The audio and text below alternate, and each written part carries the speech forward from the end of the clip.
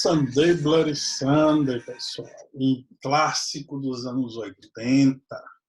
A Demário deixou aqui a tela, foi ouvir música e deixou aqui todo mundo ouvindo música. Não, meus amigos e minhas amigas. Isso é o começo da nossa aula. Tá joia? Nesse segundo horário. Parece que tem gente aqui pedindo para entrar. Deixa eu terminar de botar aqui o pessoal dentro da sala. Então, não foi um erro, foi intencional. Eu queria que vocês vissem, eu tenho certeza que praticamente todos já conheciam essa música, Sunday Bloody Sunday, de uma banda que não é nem famosa, U2, porque essa música está diretamente relacionada com esse tópico que a gente vai tratar agora, sobre a questão das organizações paramilitares como braços armados da política. Porque a política, por mais que eventualmente a gente tenha, eu acho que vocês lembram, que ainda na sala de aula eu comentei com vocês, há um movimento mundial, né, intencional de ojeriza a política. Que político não presta, política é ruim, a gente tem que se afastar. Resultado. Gente boa, gente nova, gente preparada, gente honesta, que poderia, né, estar hoje se colocando no mundo da política, acaba não fazendo por uma questão de que acha-se que todo político, por definição, é ruim, né, não presta, que a política não resolve. E isso é péssimo para a democracia. E aí os de sempre vão continuar lá. Hoje não tenho a menor dúvida. Esse movimento que orquestrado no mundo todo de ojeriza política é intencional. É para evitar a renovação da política. Para que todo mundo diga é ruim, é ruim, é ruim. E quem está lá vai continuar lá. Vai transmitir para o filho, para o neto, para o bisneto, assim por diante. Vai ser quase que uma monarquia referendada nas urnas. Especialmente pela abstenção das pessoas. Né? Pelo voto nulo, que a gente viu na passada. Voto em branco é abstenção. Numericamente vai dar exatamente a mesma coisa. Tá, joia? Pessoal, eu vou aqui desativar alguns microfones só por uma questão de deixar mais, não ficar com ruído de fundo, mas, por favor, se vocês quiserem se manifestar a qualquer momento, é só tirar o mudo e, por favor, se manifestem, tá, joia? Sem nenhum problema. Como eu estava dizendo, eu estava mostrando a vocês esse Sunday Bloody Sunday, essa música, por causa da nossa aula. Vou voltar a compartilhar com vocês aqui a minha tela, tá? Para tentar explicar, né, por quê. Veja, foi por isso que eu disse que esse ponto que a gente está trabalhando aqui, a gente vai precisar de um pouquinho mais de tempo. Por isso que eu digo, rapaz, vamos para o intervalo, depois a gente volta a tratar aqui do tema. Veja, na história recente que nós estamos vivendo no mundo, recente mesmo, isso é coisa de 10 ou de 20 anos, né, há vários movimentos que se tornaram movimentos armados, nasceram de movimentos políticos. Tá? Vou contar uma historinha para vocês. O nome desse movimento revolucionário não está aqui nessa lista. Mas havia num país, longe daqui, mas não tão longe, mas mais perto que outros vários, um jovem estudante de direito. Lutava boxe até, como forma de esporte, final de semana. Pois bem, esse jovem ficou muito revoltado, ele sentiu muito na pele, né, uma série de violações dos seus direitos, exclusivamente por causa do grupo social a que ele pertencia. Né? Então, milhões de pessoas no seu país sofreram uma série de discriminação, de preconceito, de forma muito violenta. Esse jovem advogado tentou mudar as coisas pela via política, mas ele começou a perceber que o sistema estava tão viciado que ele não ia conseguir.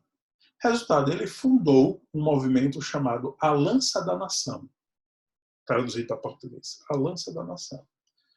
Pois bem, esse movimento começou a lutar contra os detentores de poder, contra as pessoas que estavam no poder, de uma forma violenta. Porque eles viram, olha, se a gente não resolve com a política, a gente só tem um caminho, vamos pegar nas armas para resolver essa situação. Né? E, realmente, um dos modus operandi mais comuns dessa organização, da Lança da Nação, era utilizar atentado com bombas, normalmente em lugares públicos, bares, lojas. Né? Na época não tinha muito shopping center, isso foi pelos anos 60, por aí. Tá? Esse líder, esse ex-advogado, esse jovem advogado hoje, então líder revolucionário, foi preso. Qual a acusação? Homicídio. Passou 20, 30 anos na prisão. Sabe qual é o nome desse senhor? Nelson Mandela. Nelson Mandela foi preso por terrorismo. Tá? Por quê? Ele tentou resolver pela política. Só que o sistema do apartheid na África do Sul era tão cruelmente, tão absurdamente opressor, que ele realmente viu, olha, se a gente não for para a luta armada, aqui não vai ter jeito não. E foi para a luta armada. E morreu muita gente, dos dois lados. A mesma coisa aconteceu na Espanha, com o ETA. Né? Está aqui no nosso roteiro de aula.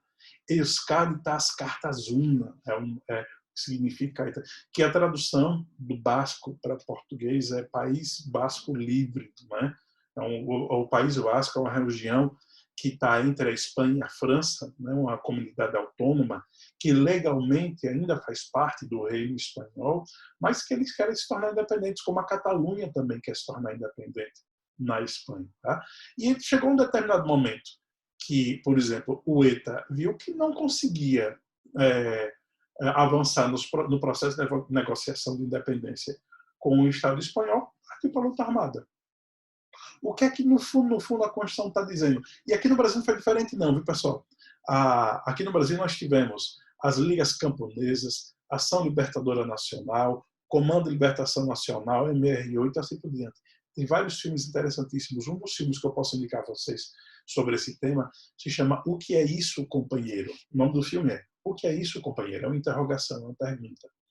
É um filme, não é um documentário, é um filme, que fala sobre um acontecimento nos anos 60, que foi o sequestro do embaixador, foi 60 ou foi início de 70, por aí, o sequestro do embaixador norte-americano, né? E depois as consequências que ocorreram, que foi feito com um braço armado, porque na política não conseguia se resolver a situação. Né? Então, no mundo todo, infelizmente, nós vemos situações parecidas, onde a política não consegue resolver, infelizmente, a força das armas. E qual é o problema? A força das armas acaba sempre, necessariamente, gerando dor, sofrimento, morte. Por isso que eu coloquei no comecinho da aula, quando eu voltei, essa música do YouTube, Sunday, Bloody Sunday. Tá? Vou compartilhar de novo aqui a tela. Essa música, né, YouTube, fala sobre a tradução Sunday, Bloody Sunday, domingo, sangrento, domingo. Que há, inclusive, um filme fantástico. Assisti esse filme, já assisti umas 2, 3 vezes. O nome do filme é Bloody Sunday, Domingo Sangrento. Né? Não é o nome total, não. É um filme de 2002, que mostra essa situação. De forma sintética, se vocês quiserem depois dar uma pesquisa na internet, vale muito a pena dar uma olhada nesse filme. Né?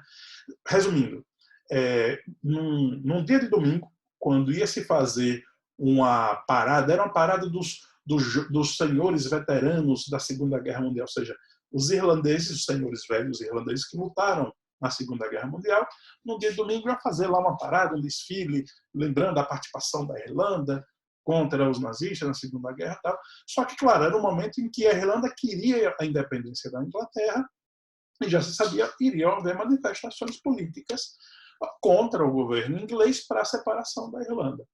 O governo inglês mandou lá forças de segurança para controlar a situação. O problema é que as coisas saíram do controle. Eu não vou falar muito para não dar spoiler do filme, que vale a pena assistir.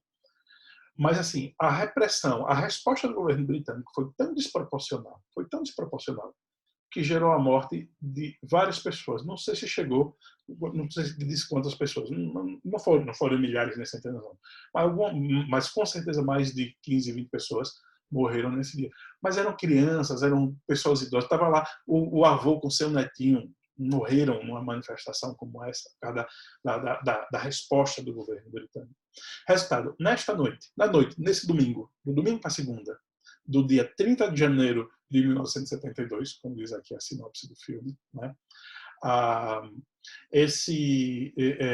o IRA, que é o Irish Republican Army, que foi uma entidade terrorista, hoje não existe mais, foi uma entidade terrorista, eles receberam a maior quantidade de inscritos da sua história durante a madrugada. Ou seja, as pessoas ficaram tão revoltadas, né, com o que o governo britânico fez naquele domingo, que da tarde do domingo até a manhã da segunda, passaram a madrugada fazendo uma série de novas inscrições de jovens e de mães e de pais e de netos querendo voluntariamente se inscrever no Exército de Libertação Irlandesa, no IRA, que era notadamente uma instituição terrorista. Eu quero me voluntariar porque isso não é terrorismo, não. Isso é lutar pelos nossos direitos. Por quê?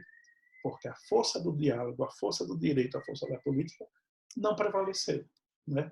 Então, nesse sentido, é muito importante que a nossa Constituição faça esse tipo de aviso, né? Faça esse tipo de, digamos, de prevenção, de não permitir que haja organização paramilitar junto aos movimentos políticos. É como se dissesse, não, professor, hoje um partido político vai criar um braço armado, vai fornecer armas ou vai fazer negociações com lojas de arma para armar os seus membros, vai dar treinamento gratuito, porque se não der para resolver pela política, a gente vai resolver pelas armas. É constitucionalmente proibido, para deixar bem claro. Isso é violação direta dos textos constitucionais. É dizer, professor, só se resolve desse jeito. Bom, então já não estamos falando de direito eleitoral. A gente já está saindo completamente da área de direito eleitoral. Estamos ainda na ciência política, sim, porque movimentos revolucionários sempre ocorreram na história do Brasil. A independência do Brasil, por exemplo, apesar de não ter sido uma luta armada, foi o único país da América Latina, aliás, que conseguiu se tornar independente sem luta armada, né? Mesmo assim, houve um pouco de conflito. No resto da América Latina foi com morte mesmo. Bilhões de pessoas mortas durante os seus respectivos movimentos de independência. Não é?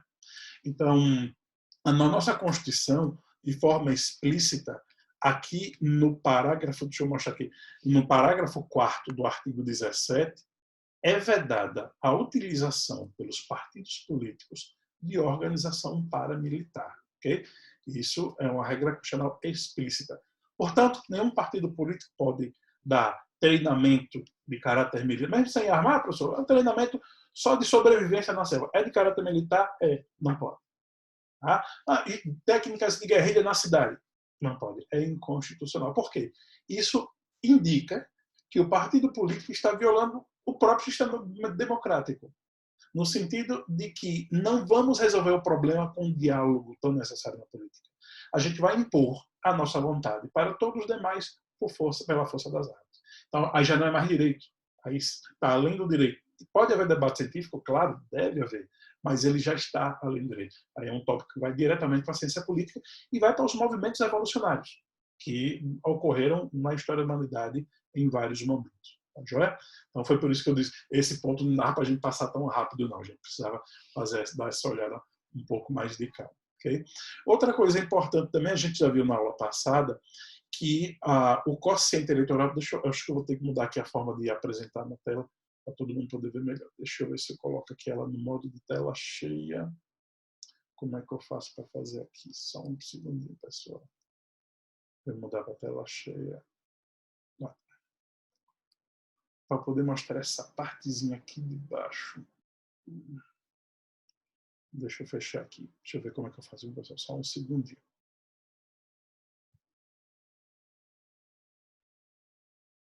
Pronto, deixa eu abrir aqui de novo, que aí vai ser mais fácil da gente. Pronto, partidos políticos. E aí eu vou tentar colocar já numa tela cheia para poder mostrar a vocês. Como estava dizendo, não sei, eu acho que eu não vou. Espera aí. Vou conseguir, sim. Deixa eu terminar aqui de carregar. Deixa eu ir para a página que eu quero, diretamente, para a gente já ganhar esse tempo. Já estamos aqui nessa página 4. Vamos lá.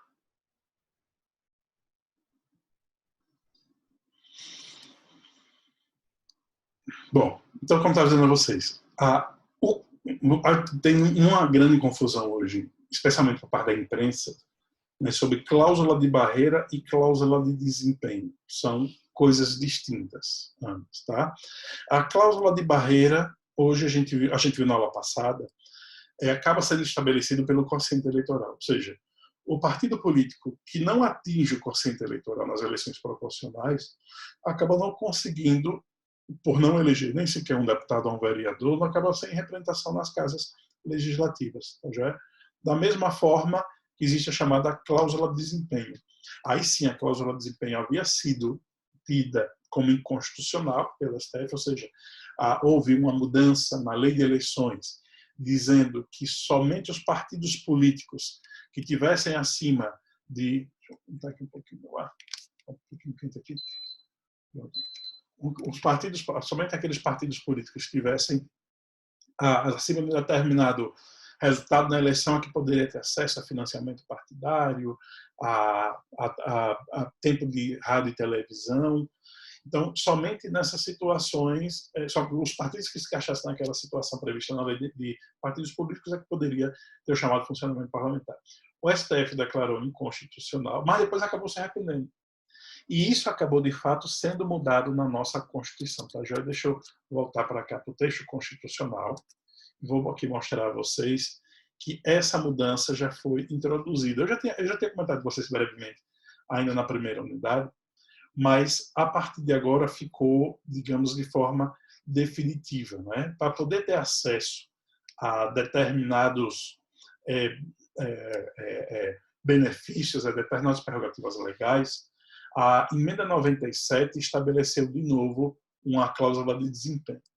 Diz o atual parágrafo 3º do artigo 17 da Constituição. Somente terão direito a recursos do fundo partidário e acesso gratuito à rádio e televisão na forma da lei os partidos políticos que, alternativamente, ou seja, ou inciso 1 ou inciso 2, tá? Obtiverem nas eleições para câmaras de deputados, no mínimo, 3% dos votos válidos, distribuídos em pelo menos um terço das unidades da federação, com o mínimo de 2% dos votos válidos de cada uma delas. Não, conta matemática não é muito difícil, mas tem que fazer a continha para chegar.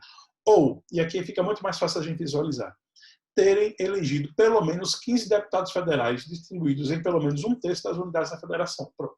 Esse segundo critério aqui ele é muito mais objetivo, é muito mais fácil de explicar a vocês, né?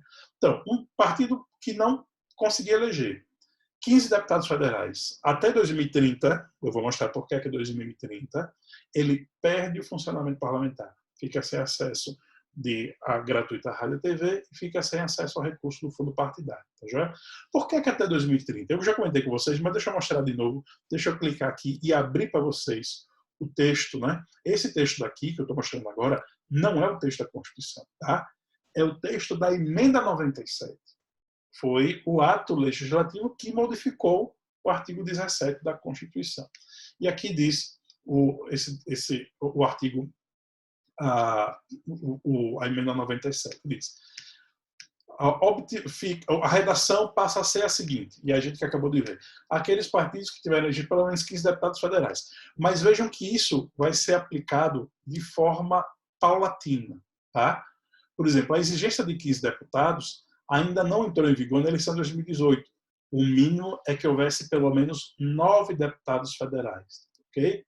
Nas próximas eleições gerais, que serão as eleições de 2022, para ter funcionamento parlamentar, os partidos precisarão eleger pelo menos 11 deputados federais. Nas eleições de 2026, serão necessários... Só um segundinho, deixa eu perguntar, tem mais gente aqui pedindo para entrar. Na eleição de 2026, serão necessários pelo menos 13 deputados federais e somente na eleição de 2030, portanto, vai entrar em vigor essa regra daqui dos 15 deputados federais. Então, fiquem atentos, porque esse número aqui de 9, 11, 13 e 15 não está diretamente no texto da Constituição. Joia? É importante que vocês pesquisem e leiam o texto da emenda 97. Que é coisa rápida, ó. São poucos dispositivos, vale muito a pena dar uma lida. O texto mesmo deve se você imprimir, isso dá numa folha A4. Eu só boto assim grandão para todo mundo ver bem, mesmo quem está acompanhando pelo celular, e dá para acompanhar a leitura do texto. Tá? Mas é coisinha breve. Okay? Então, esse é o texto da emenda 97, que é bem mais detalhado do que apenas o texto aqui do artigo 17, que a gente acabou de ver. Tá joia? Então, vamos voltar lá para a nossa apresentação. Deixa eu deixar nesse modo mesmo aqui, dá para a gente ver bem, tá certo? E aqui esses dois esquemas que eu tinha mostrado a vocês, tá? Do pluripartidarismo. Afinal de contas, professor, como é que se cria um partido político, né, aqui no Brasil? Eu quero me juntar com os alunos de outros turnos, com os colegas, a gente quer fazer um partido político. Como é que a gente vai fazer, né? Então, nesse caso, a gente vai utilizar o procedimento que está previsto na Lei Federal 9.096/95. Já é? Na atividade que a gente vai fazer daqui a pouco, quando a gente chegar na hora do intervalo, a gente vai precisar consultar o texto dessa lei e o texto da Constituição. Tá? Basicamente, são as duas normas fundamentais para que vocês resolvam a atividade que nós teremos daqui a alguns minutos. Tá? E é muito simples. O procedimento de criação de partido político não é complicado. São 3 fases. Primeiro, são 2 fases praticamente só de cartório. A primeira fase, que é a aquisição de personalidade jurídica, e a última fase, que é do registro perante o TSE. Essa primeira e terceira fases são fases absolutamente burocráticas. É juntar papel, assinatura, documento, ok. A fase mais complicada, do ponto de vista da realidade material, é o de apoio de eleitores. Tá? Inclusive, teve uma situação recente que o partido não foi criado por causa dessa situação aqui do meio. Tá joia? Vamos lá. Vamos começar cada uma das fases. Eu vou falar muito rapidamente sobre a fase 1, de aquisição de personalidade jurídica, a fase 2, de apoio de eleitores, e a fase 3, de registro perante o TSE. Tá joia? Vamos lá. A primeira fase, da aquisição de personalidade.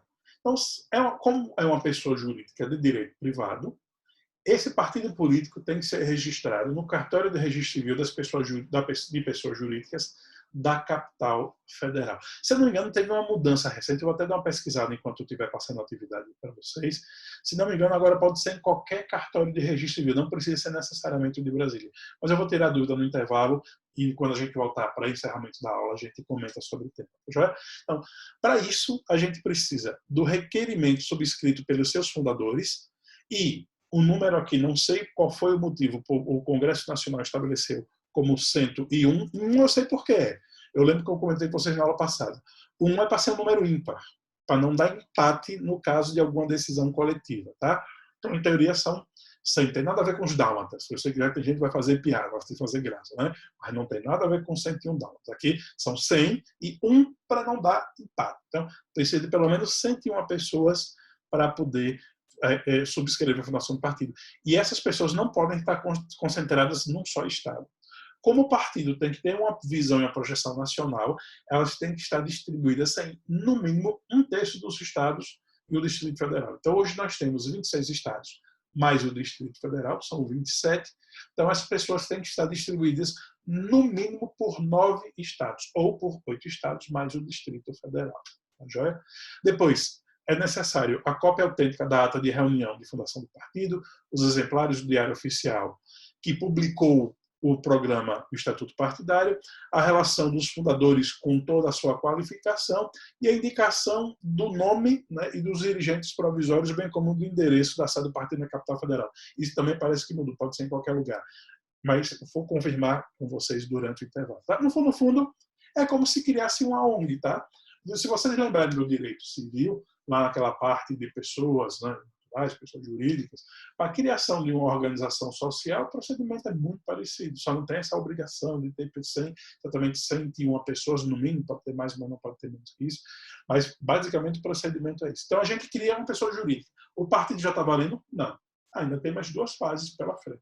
Essa fase, do ponto de vista da logística, é simples. É só você comunicar com as pessoas, organizar a documentação, registrar. Aí vem a segunda fase, que é complicada. E ela não precisa, amigos e amigas, ocorrer assim. Terminamos a questão da personalidade jurídica. Vamos agora começar a fase 2. Não. A fase 1 e a fase 2 podem começar paralelamente, tá joia? Enquanto se coleta a assinatura de todo mundo, cópia de documento, já pode-se buscar o apoio dos eleitores na rua ao mesmo tempo. Não tem nenhum problema, tá? O problema vai ser na fase 3, porque para dar entrada perante o TSE, aí sim, você já precisa ter coletado os documentos dessa fase 1, aquisição de personalidade jurídica, e da fase 2, que é a lista de apoio de eleitores, ok? E é isso que diz o artigo 7º, parágrafo 1º da Lei de Eleições. Vou ler aqui para vocês o que é que diz esse dispositivo.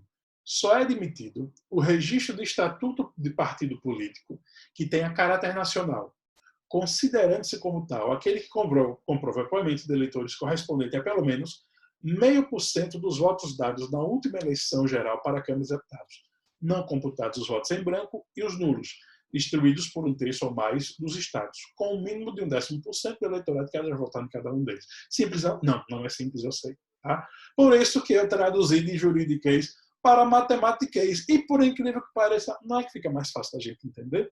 É sim. Porque fórmula matemática já não é nenhuma maravilha para a gente que é de humanos, na verdade, pessoal.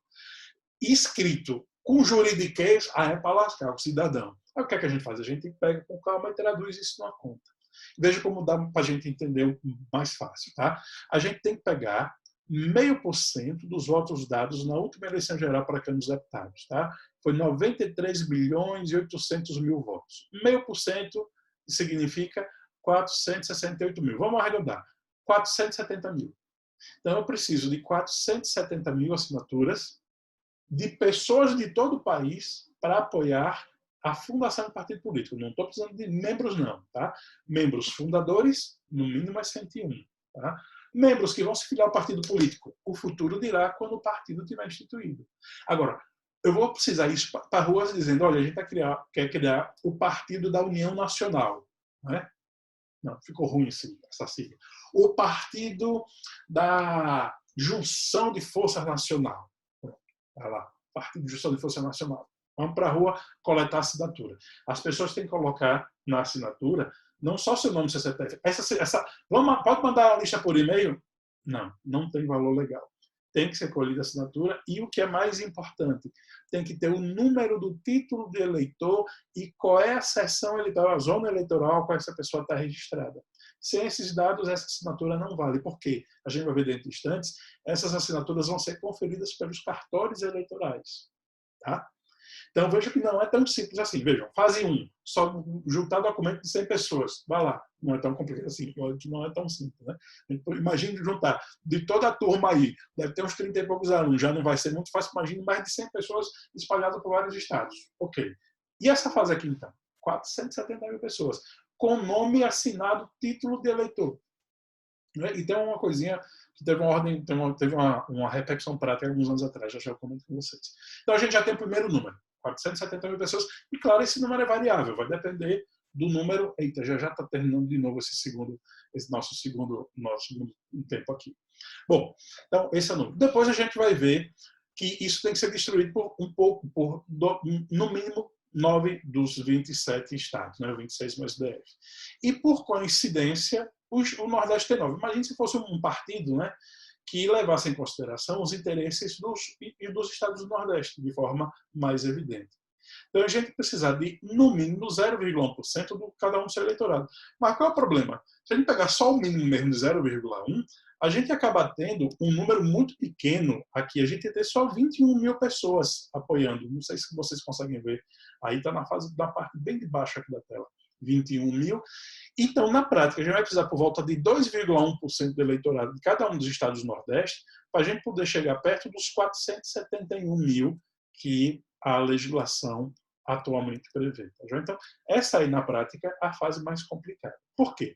Depois disso, todas essas assinaturas vão ter que ser conferidas pelos cartórios eleitorais. Tá joia? Então, eu vou para o cartório eleitoral correspondente a sessões tais, a zona tal.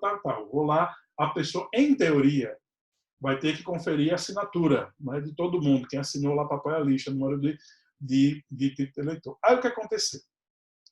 Eu não vou dar essa história toda agora, não vou deixar para depois do intervalo, porque senão a gente não vai perder tempo. Vocês sabem que eu sou tagarela, se eu começar a falar, eu vou parar mesmo. Então vou focar aqui para terminar esse ponto para a gente passar a atividade.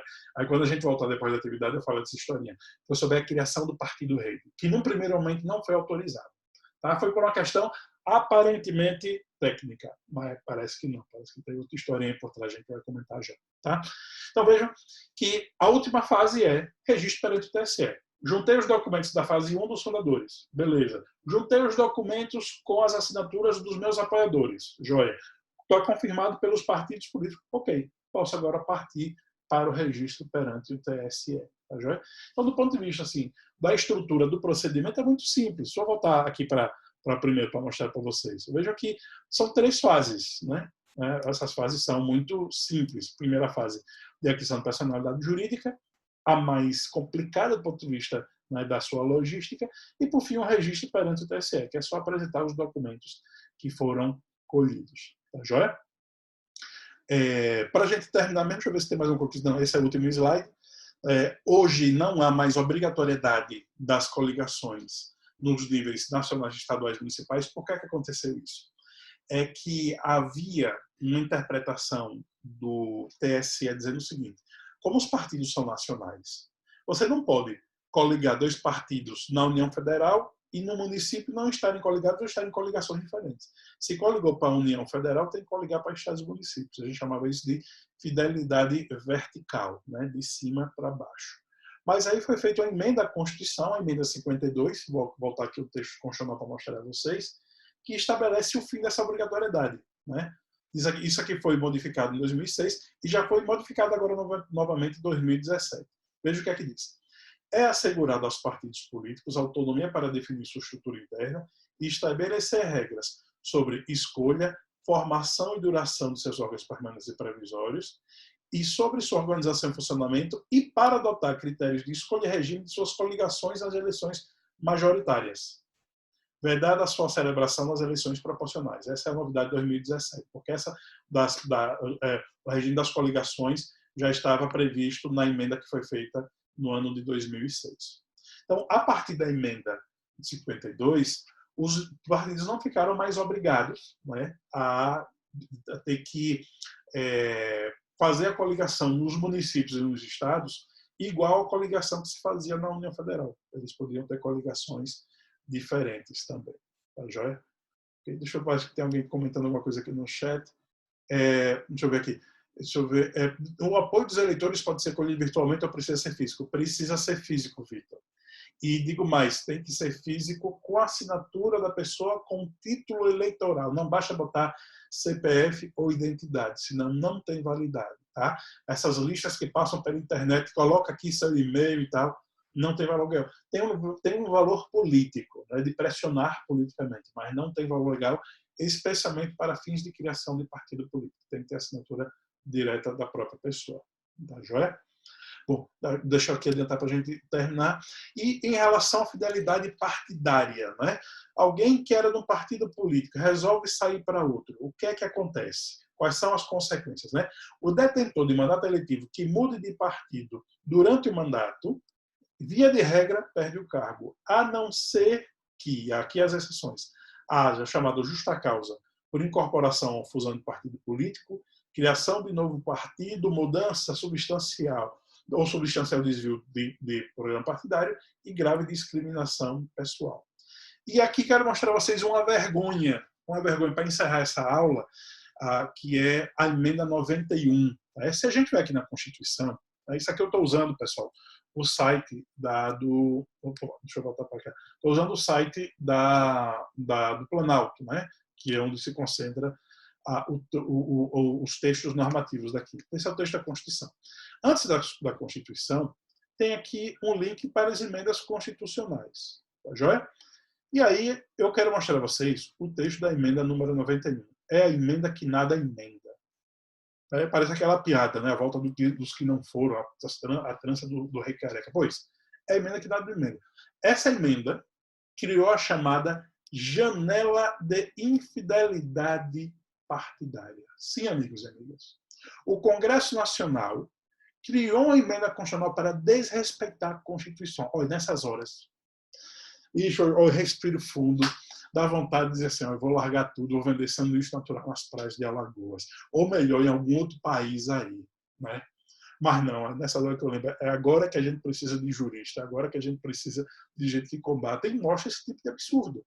A emenda 91 diz, artigo 1º, é facultado ao detentor de mandato eletivo desligar-se do partido pelo qual foi eleito nos 30 dias seguintes à promulgação dessa emenda, sem prejuízo do mandato, não sendo essa definição considerada para fins de distribuição de fundos de recursos partidários e de acesso gratuito à rádio e TV. Artigo 2º. Essa emenda constitucional entra em vigor na data de sua publicação. Beleza. Essa emenda emendou o que da Constituição? Me diga aí, qual é o artigo que está sendo emendado? Nenhum. Sabe o que é que eles fizeram? Uma emenda à Constituição para dizer que durante 30 dias não ia respeitar o artigo 17 da Constituição. Não é para deixar... Olha, essas horas... Não vou dizer a palavra, não estou com vontade de dizer aqui não, mas pensa aí na cabeça de vocês. E eu mandei o pensamento aí para vocês, foi pela internet. Então, alguém falou alguma coisa aqui. Deixa eu ver, alguém falou uma coisa no chat. Deixa eu ver se eu abro aqui para poder ver. Cadê? Foi o Biraci. Se não dá bronca com a tentativa de presidente é criar um partido. Tem muito eleitor. Exatamente. Depois a gente conversa. O Biraci tem uma questão interessante que ocorreu durante o período da tentativa de fundação do Partido Rede. Mas vou deixar isso depois do intervalo. Tá? O que eu estou querendo mostrar a vocês é essa vergonha aqui. Tá? Foi criada uma emenda constitucional que nada emenda e ela criou um salvo-conduto para, durante 30 dias, os parlamentares desrespeitarem a Constituição Federal. É de lascar, né, pessoal? Bom, então, com isso a gente termina esse segundo horário. E dentro de instantes, em alguns segundos, eu vou postar lá para vocês uma atividade. Vou dar um pouquinho mais de tempo dessa vez. Às 10h30, a gente volta. Tá bom, pessoal? Faltam poucos segundos agora para a gente terminar uma sessão. Tá joia? Professor. Oi, pois não. Elisângela, eu não consigo acessar o Google Classroom pelo meu celular. Não consigo fazer essa tarefa. E aí? Você consegue sim. Se você tiver com o celular conectado à internet, você vai entrar no Google e responder. Tem um aplicativo chamado Classroom. Baixa o aplicativo que você vai conseguir, sem nenhum problema. Certo. Viu? Eu vou tentar aqui, então. Eu vou deixar com um pouquinho. O senhor não poderia deixar essa atividade para o dia de hoje? Não era possível, não? Porque não, agora pela manhã nós estamos... Ela foi planejada para ser feita durante a aula. É o objetivo pedagógico dela. Por isso que ela é bem curtinha. São 3 perguntas só. Viu? Tá, tudo bem. Vou tentar ver aqui. Então já está terminando aqui o tempo, pessoal. Eu vou desconectar às 10h30, a gente volta, tá bom? Até já. Tá bom, obrigada. Até mais.